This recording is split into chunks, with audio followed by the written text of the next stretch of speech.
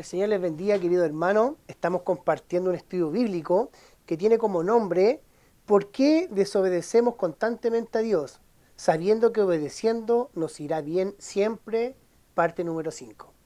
En Romanos 7, 18 al 20 dice la palabra, en el nombre de Jesús. Yo sé que en mí, esto es, en mi carne, no mora el bien, porque el querer el bien está en mí, pero no el hacerlo. Porque no hago el bien que quiero, sino el mal que no quiero, eso hago. Y si hago lo que no quiero, ya no lo hago yo, sino el pecado que mora en mí.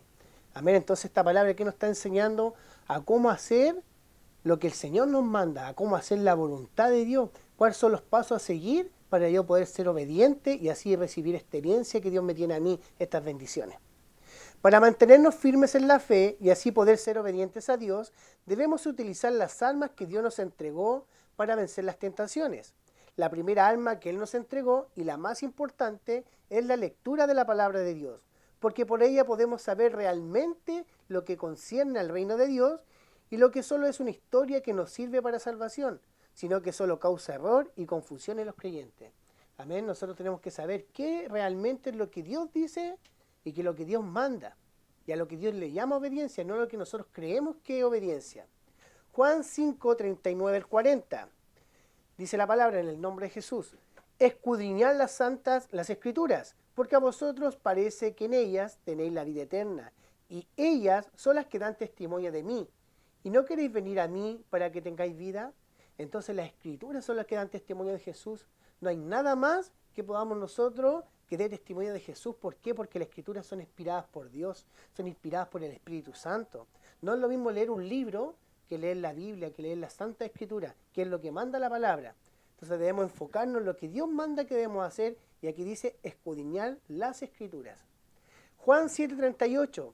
El que cree en mí, como dice la Escritura, de su interior correrán ríos de agua viva.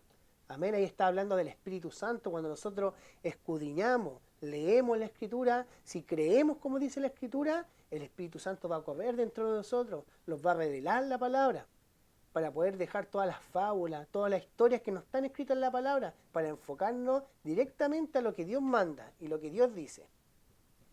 Proverbios 1 del 1 al 7 dice en el nombre de Jesús, los proverbios de Salomón, hijo de David, rey de Israel, para entender sabiduría y doctrina, para conocer razones prudentes, para recibir el consejo de prudencia, justicia, juicio y equidad, para dar sagacidad a los simples y a los jóvenes inteligencia y cordura.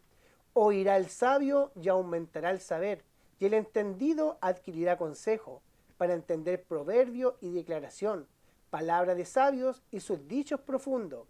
El principio de la sabiduría es el temor de Jehová. Los insensatos desprecian la sabiduría y la enseñanza. Entonces, si yo soy insensato con Dios, voy a despreciar la enseñanza y la sabiduría. Dice la palabra que oirá el sabio y aumentará el saber. El Señor declara lo que la palabra hace en nuestras vidas. Si nosotros no leemos, si nosotros nos conformamos a lo que sabemos, nunca vamos a aumentar el saber, nunca vamos a estar llenos de su espíritu para ser obedientes a lo que Él nos manda. Primera de Timoteo 6, del 3 al 5.